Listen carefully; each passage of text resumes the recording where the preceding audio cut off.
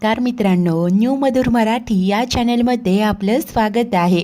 घरोघरी मातीच्या चुलीचा आजचा एपिसोड खूप इंटरेस्टिंग होणार आहे। मित्रांनो, तुम्ही जर का एपिसोड एन्जॉय करत असाल आणि अजूनही सबस्क्राईब केलं नसेल तर रिक्वेस्ट आहे, नक्की सबस्क्राईब करा। तर मित्रांनो, आजच्या एपिसोडमध्ये आता ऐश्वर्या पुढे येते आणि सर्वांना सत्य सांगते की ऋषिकेश दादा आज जेलमधनं सुटलेत ना, ते फक्त आणि फक्त जानकीमुळे। कारण तिला ते पैसे सापडले, बाजार समितीत जाऊन तिने त्या लोकांना पैसे परत केले आणि तेव्हा कुठे त्यांनी ही केस मागे घेतली आहे। आणि बरं का आई, ऋषिकेश दादांसाठी जर का कोणाला काही वाटत असेल, सर्वात जास्त काळजी वाटत असेल तर ती फक्त आणि फक्त जानकी आहे। आणि आई, काय हो, तुम्ही कधीपासून हे असं जानकीबद्दल विचार करायला लागलात? जानकी कशी आहे ना, ते फक्त त्यांनाच माहिती आहे ज्यांनी तिला आतून ओळखलंय। असं म्हणत आता ऐश्वर्याने सर्वांचेच डोळे उघडलेले असतात। जानकी देखील आतमध्ये आलेली असते। ऋषीला तिचं खूप कौतुक वाटत असतं। त्यानंतर तो तिला विचारतो की जानकी, मला सांग, तुला ते पैसे कुठे सापडले आणि कोणी चोरले होते? हे बघ जानकी, तुम्हाला फक्त नाव सांग। आता हे ऐकतात शरू मात्र मनातनं प्रचंड घाबरलेली असते। जानकी तिच्याकडे पाहत असते। शरू मात्र आजूबाजूला पाहतच मनाशी म्हणत असते की ए बाई जानकी, हे बघ, माझं नाव नको घेऊस ग प्लीज, नाहीतर माझी वाट लागेल। तेव्हाच आता जानकी देखील शर्वरीचं नाव घेत नाही। ती ऋषीला सांगते की हे बघा ऋषिकेश, तुम्ही घरी आलात ना, तर ते सगळ्यात महत्त्वाचं आहे। बाकी पैसे कोणी चोरले, जो चोर आहे ना त्याला लवकरच शिक्षा होईल। हे बघा ऋषिकेश, तुम्ही खूप थकून आला आहात, मी तुमच्यासाठी चहा टाकते, आलेच मी। असं बोलून ती किचनकडे निघून जाते। त्यानंतर ऐश्वर्या व अवंतिकाही तिच्या मागोमाग जातात। सर्वच जण आपापल्या खोल्यांमध्ये निघून गेलेले असतात। ऐश्वर्याने सुमित्रेची चांगलीच बोलती बंद केलेली असते। त्यानंतर जेव्हा जानकी किचनमध्ये येते, ती काहीशा विचारात हरवलेली असते। आता ऐश्वर्या आणि अवंतिकाही तिथे येतात। ऐश्वर्या तिला म्हणते की हे काय चाललंय तुझं? हे बघ, तू का ते शर्वरीचं नाव नाही घेतलं? मला ना तुझं हे वागणं अजिबात पटलेलं नाहीये। तेव्हा अवंतिका सांगत असते की हो ना, का सतत इतरांच्या मनाचा विचार करताय? तुमच्या मनाचा विचार करताय का कोणी? जानकी काही बोलत नाही आणि तिने आता मनाशी ठरवलेलं असतं की मी हे सगळं फार काळ ऋषिकेशपासून लपवून ठेवू शकत नाही। मी जेव्हा त्यांना सत्य सांगेल तेव्हा त्यांची काय रिॲक्शन असेल, हेच सगळे विचार तिच्या मनात सुरू असतात। आणि इतक्यात ऐश्वर्याला मात्र काहीतरी कुजल्याचा वास येतो। तेव्हा अवंतिका म्हणते की अगं, कदाचित घूस किंवा उंदीर असेल, आपण ना उद्या गुलाबदादांना सांगून बघायला लावूया। तेव्हाच इकडे ऋषी आता फ्रेश झालेलं असतं।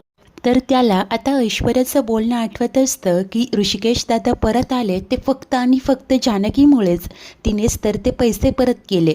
आता तेव्हाच जानकी त्याच्यासाठी चहा घेऊन येते आणि खुश होऊन सांगते की हे घ्या, तुम्हाला आवडतो ना अगदी तसाच फक्कड आल्याचा चहा केलाय। ऋषी गप्पच असतो। तो चहाचा कप घेऊन बाजूला ठेवतो, त्याच्या डोळ्यात पाणी असतं। ते पाहता ती विचारते की काय झालंय? तेव्हा तो भाऊक होऊन सांगतो की जानकी, थँक्यू सो मच, आज तुझ्याचमुळे मी परत आलोय। असं म्हणत तिला मिठी मारतो। पुढे तो इमोशनल होऊन सांगत असतो की जर का तू नसतीस तर काय झालं असतं का माझंच काय, या घराचं काय झालं असतं? जानकी, तू त्या मुळासारखी आहे जे वादळात ना जमिनीला आणखी घट्ट धरून ठेवतं आणि झाड पडू देत नाही। तूच या घराचा श्वास आहेस, उमेद आहेस ग जानकी। Thank you so much. मी ना त्या नियतीचा खूप ऋणी राहील जिने तुला बायको म्हणून माझ्या आयुष्यात पाठवलं। जानकी, अगं, तू या घरातील प्रत्येकाच्या आनंदाचं कारण आहेस ग, मला खरंच तुझं खूप अप्रूप वाटतं। असं म्हणत तो तिचं भरभरून कौतुक करत असतो। परंतु ते सगळं ऐकून ती मात्र क्षणभर सुन्न होते आणि मनाशी विचार करत असते की चोरी शर्वरी वंशांनी केली आहे, हे सगळं मी ऋषिकेशला कसं सांगू? तेव्हाच ऋषी तिचा चेहरा वाचतो आणि ओळखतो। तो तिला थेट विचारतो की जानकी, हे बघ, मला माहिती आहे तू माझ्यापासून काहीतरी लपवते, मला हेही माहिती आहे की तुला सगळं ठाऊक आहे, मला खरं खरं सांग, चोरी कोणी केली? तेव्हा जानकी मात्र इमोशनल होऊन म्हणते की ऋषिकेश, मला माहिती आहे ते पैसे कोणी चोरले, परंतु तुम्ही माझ्यावर विश्वास ठेवाल का? हे बघा, तुम्हाला खूप वाईट वाटेल म्हणून मी काहीही सांगत नाहीये। तेव्हा तो मात्र तिच्याकडे हट्ट धरतो की नाही, चोरी कोणी केली ना ते मला सांग. अखेर ती धाडस करते आणि हिंमत करून सांगते की ऋषिकेश, ही चोरी शर्वरी वंशांनी केली. ते ऐकताच त्याच्या पायाखालची जमीनच सरकते. जानकी पुढे म्हणत असते की हो ऋषिकेश, ते पैसे शर्वरी वंशांनी चोरले होते. आता हे ऐकून ऋषीला तर मोठा धक्काच बसलेला असतो आणि तो विचारतो की काय, शरूने चोरी केली? परंतु का? आणि जेव्हा मला अटक झाली तरीही ती गप्प का राहिली? तेव्हा जानकी सांगते की हो ना, तेच तर कळत नाहीये. त्यांनी चोरी केली होती, परंतु का, कशासाठी? आणि शिवाय त्यांनी चोरी केली याबाबतचा माझ्याकडे कुठला पुरावाही नाहीये. मला या सगळ्याचा शोध घ्यायचा आहे ऋषिकेश. आणि थँक्यू सो मच, तुम्ही माझ्यावर विश्वास ठेवला. हे बघा, मला खूप त्रास होत होता, परंतु आता तुमच्याशी बोलले ना, तुम्हाला सगळं सांगितलंय, एक मनावरचं ओझं हलकं झाल्यासारखं वाटतंय हो. असं म्हणत ती आता ऋषीला मिठी मारते. ऋषी मात्र आता टेन्शनमध्ये आलेलो असतो. तर त्याच वेळेस इकडे ही शर्वरी रूममध्ये येते. रागानेच आदळापट करत असते आणि वैतागून म्हणते की ती जानकी, तिने या शर्वरीकडून पैसे काढून घेतले. आता या तिघींना मी इतकं सहज सोडत नसते. आणि तेव्हाच तिला राहुलचा कॉल येतो. ती विचारते की का फोन केलाय? तेव्हा तो म्हणतो की पैशांचं काय झालं तेच विचारायला फोन केलाय. ती सांगते की मला ज्याची भीती होती तेच झालं. ते पैसे त्यांनी समितीत सबमिट केले आणि ऋषिकेश दादाला सोडवलं. तेव्हा आता इकडे या राहुलचाही त्रागा होत असतो. शर्वरी त्याला सांगत असते की मला असं वाटलं होतं की मी रचलेल्या ट्रॅपमध्ये त्या अडकतील, परंतु खरं तर झालं उलटं. त्यांच्या ट्रॅपमध्ये मी अडकले. या तिघींनाही मी सहज सोडणार नाही. पुढे आता हा राहुल तिला विचारत असतो की अगं, पण हे रचत असताना, हे सगळं करत असताना पैसे हातून जातील याचा विचार नाही का केलास तू? तेव्हा आता ती सांगते की केला होता ना, पण मला असं वाटलं होतं एकदा की जानकी वहिनीवर चोरीचा आळ आला नंतर मी काय, आईला इमोशनली ब्लॅकमेल करून ते पैसे परत मिळवून घेईल. परंतु झालं उलटंच, त्यांनी तर ते पैसे देऊन टाकले. तेव्हा आता हा राहुल म्हणत असतो की खरं तर त्या दिवशी ना तू पैसे घेऊन जायला नकोच होतं, तुझा माझ्यावर विश्वास नव्हता, म्हणून हे सगळं झालंय. तेव्हा ती म्हणत असते की हे बघ, तू गप्प बस रे, परंतु आता या तिघींना ना मी त्यांच्याच भाषेत उत्तर देणार आहे. राहुल तिला समजावण्याचा प्रयत्न करतो की हे बघ, असं काही करू नकोस, जरा शांत राहा. ती मात्र राहुललाच गप्प करते आणि फोन ठेवते. राहुल म्हणत असतो की मूर्ख बाई स्वतः अडकेल आणि मलाही अडकवेल. तेव्हाच ही शर्वरी ही रागात बोलत असते की मूर्ख बावट कुडसा, आणि ती मागे वळून पाहते तर काय, तिच्या समोर या तीनही जावा उभ्या ठाकलेल्या असतात. त्यांना पाहताच हिच्या तोंडचं पाणीच पळतं. जानकी, अवंतिका, ऐश्वर्या त्याची घडी घालून तिच्यासमोर उभ्या असतात. ती मात्र चाचरतच विचारते की तुम्ही इथे काय करताय? तेव्हा जानकी सांगते की जाब विचारायला आलोय. ती बोलते की काय, मी काय केलंय, कसला जाब?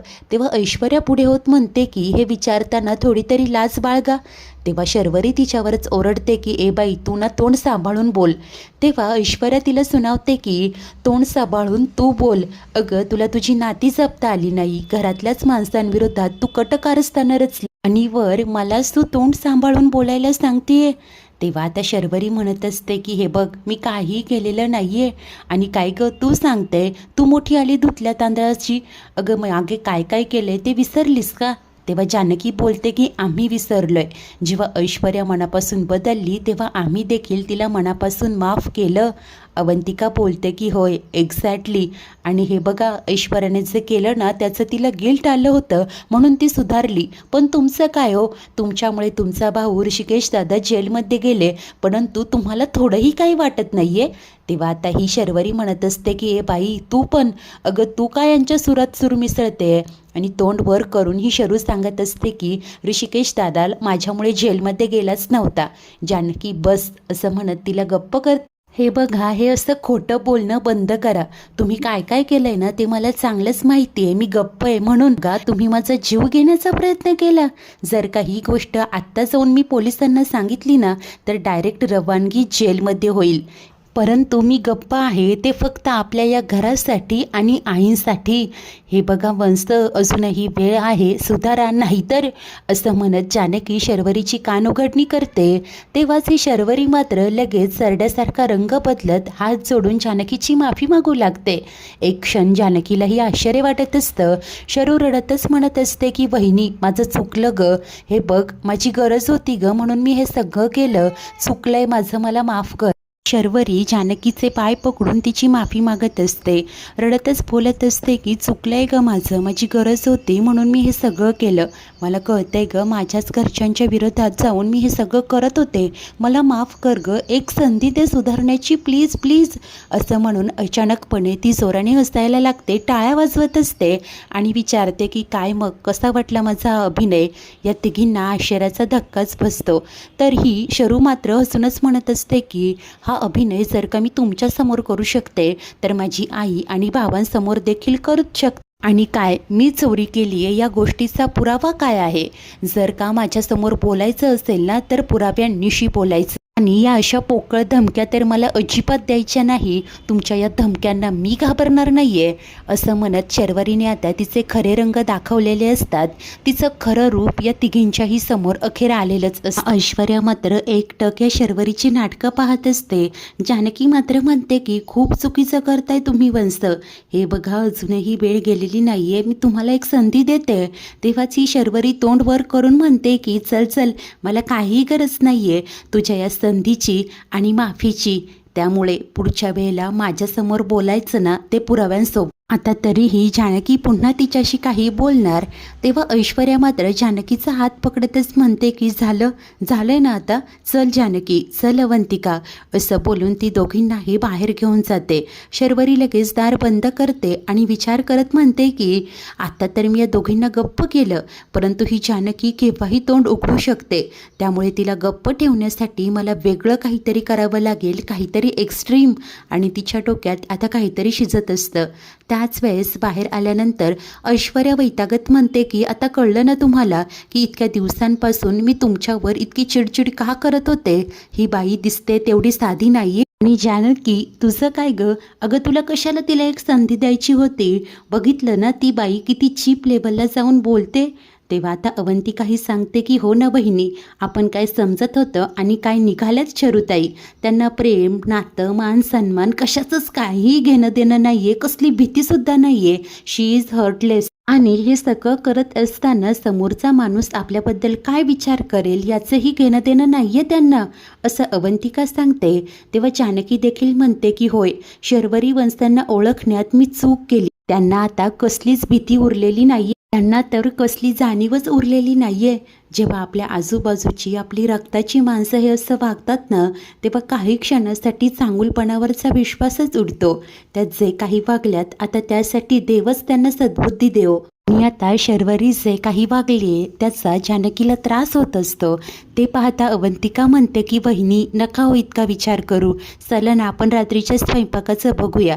असंही सगळ्यांना भूक लागली असेल आणि कामात रमल्यानंतर निदान काही वेळापुरते तुमच्या डोक्यातले हे विचार तरी बाजूला जातील. तेव्हा जानकी आणि ऐश्वर्याही होकार देतात आणि तिघीही किचनकडे निघून जातात. आता त्यानंतर रात्र झालेली असते. ऐश्वर्या बाहेर बसलेली असते आणि बोलत असते की ही जानकी पण चांगलं सुनवायचं ना त्या शर्वरीला. आणि आता हेच सगळे विचार तिच्या डोक्यात सुरू असतात. तेव्हाच तिला शोधत सारंग बाहेर येतो. आता तिला पाहून तो विचार करतो की इथे बसल्यात का, निदान मनातलं त्यांच्याशी बोलता तरी येईल. असा विचार करून तो तिच्या जवळ येतो. तेव्हा ऐश्वर्याला पुन्हा एकदा घाणेरडा वास येतो. ती सारंगला सांगतेही, परंतु तो बोलतो की ठीक आहे, उद्या गुलाबरावला सांगून सगळं स्वच्छ करायला लावतो. ऐश्वर्या म्हणते हो का.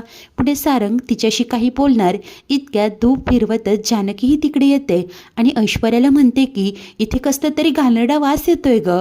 ऐश्वर्या बोलते तुलाही येतोय का, चल ना बघूयात. सारंग म्हणतो कशाला, उद्या सांगतो ना. परंतु या दोघी ऐकत नाही. चला बघूया असं म्हणत त्या सारंगलाही घेऊन मागे जातात. ज्या दिशेने वास येत असतो त्या दिशेने तिघेही पुढे पुढे होतात. हा वास इतका वाढलेला असतो की त्यांनी तोंडाला पदर लावलेला असतो, सारंगने नाकावर रुमाल धरलेला असतो. आता जानकी म्हणते की जे काही असेल ना, घुस किंवा उंदीर असेल, आपण उद्या गुलाबदादांना सांगूया. परंतु ऐश्वर्या ऐकत नाही. सारंग म्हणतो की त्यांनी एकदा ठरवलं ना त्या मागे हटत नाही. आणि आता जानकी व सारंग देखील ऐश्वर्याच्या मागे मागे जातात. एके ठिकाणी ती थांबलेली असते आणि बोलत असते की या ठिकाणी जरा जास्तच वास येतोय ना. आता हा वास इतका उग्र असतो की त्या तिघांना मळमळत असतं, ओमिटिंग सारखं होत असतं. तर आता इतक्यातच ऐश्वर्याच्या पायाला मुंग्या चावतात आणि ती सांगते की इथे ना खूप मुंग्या आहेत. सारंग आणि जानकी ते पाहतात. जानकी बोलते की हो ना, खरंच इथे किती मुंग्या आहेत. आता ते तिघेही जेव्हा बारकाईने ऑब्झर्व करतात, मुंग्यांची रांग निघालेली असते. भिंतीवरनं निघून ते एका मातीच्या ठिकाणी जाऊन खाली जात असते. तेव्हाच ऐश्वर्या आता तिथे वास घेते आणि म्हणते की नाही नाही, इथे ना मेजर काहीतरी गडबड आहे. ही मुंग्यांची रांगसुद्धा इथेच खाली जाते. तर आता तिथे नक्की काय आहे यांना खोदून पाहायचं असतं. त्यामुळे ऐश्वर्याच्या सांगण्यावरूनच सारंग कुदळ, फावडं आणि घमेलं घेऊन येतो. त्यानंतर तो तिथे खोदायला सुरुवात करतो. बराच वेळ सारंग खोदकाम करतो. त्यानंतर तो थकतो. ऐश्वर्या देखील स्वतः कुदळ घेऊन खणत असते, माती बाजूला ढकलत असते. त्यानंतर आता तिला त्रास झालेला पाहून जानकी म्हणते की तू थांब, मी करते. आणि अशा प्रकारे एकामागोमाग एक तिघेही ही जागा खोदत असतात. त्यानंतर सारंग म्हणतो की वहिनी थांबा, आता मी करतो. आता सारंग जेव्हा कुदळ घेऊन खोदत असतो, माती बाजूला करत असतो, फावड्याने माती ढकलत असतो, तेव्हा या दोघीही मात्र तोंडाला आता इकडे पदर लावून उभ्या असतात. नक्की काय असेल याचीच त्यांना आता काळजी वाटत असते. आणि त्याच वेळेला अचानकपणे त्या फावड्यामध्ये विक्रांतचा पाय अडकतो. आता समोर असा पाय पाहून सारंग प्रचंड घाबरतो. त्याच्या हातातलं फावडं गळून पडतं आणि तसाच मटकन तो खाली बसतो. या दोघींनाही कळून चुकलेलं असतं की तिथे कुणाची तरी डेड बॉडी आहे आणि आता तिघेही धक्क्यात असतात. मित्रांनो, आजचा एपिसोड इथेच संपतो. तर पुढील भागात विक्रांतची ती डेड बॉडी समोर आल्यानंतर हे तिघेही प्रचंड घाबरतात. सारंग कोलमडून जात रडायला लागतो. विक्रांत भाऊजी असं बोलत असतो. त्यानंतर जानकी सांगते की आपल्याला हे पोलिसांना कळवायला हवं. परंतु ऐश्वर्या विचार करत म्हणते की नाही जानकी थांब, कदाचित कोणीतरी आपल्याला अडकवण्यासाठी मुद्दामून ही डेड बॉडी आपल्याच घराच्या अंगणात पुरली आहे. तेव्हा जानकी तिचं काही एक ऐकत नाही, ती पोलिसांकडे जाते. त्यानंतर ऐश्वर्याने मात्र सारंगच्या मदतीने ती डेड बॉडी गाडीत टाकलेली असते आणि जेव्हा दोघेही जात असतात, पोलिसांची नाकाबंदी असते आणि आता ऐश्वर्या व सारंग पकडले जातात. त्या दोघांच्याही तोंडचं पाणीच पळालेलं असतं. मित्रांनो, शर्वरीने मुद्दामहून ऐश्वर्याला आणि जानकीला अडकवण्यासाठी हा कट रचला असेल का? तिने नक्की विक्रांतचा खून का आणि कधी केलेला असेल? त्या खरोखर ऐश्वर्या आणि सारंगला जेल होईल का? जानकी मुळापर्यंत जाऊन शर्वरीचं पितळ कसं उघडं पाडेल? सर्वच काही पाहणे खूप उत्सुकतेचे असेल. मित्रांनो, तर आता आपल्याला एक कमेंट आली होती की असं काही दाखवत आहे, असं काही घडत नाही वगैरे. परंतु खरं तर आपल्या आजूबाजूला तुरळक पद्धतीने अशा काही घटना घडत असतात. समाज विचित्र झालाय, बदललाय आणि अशी खुनी प्रवृत्ती वाढलेली आहे.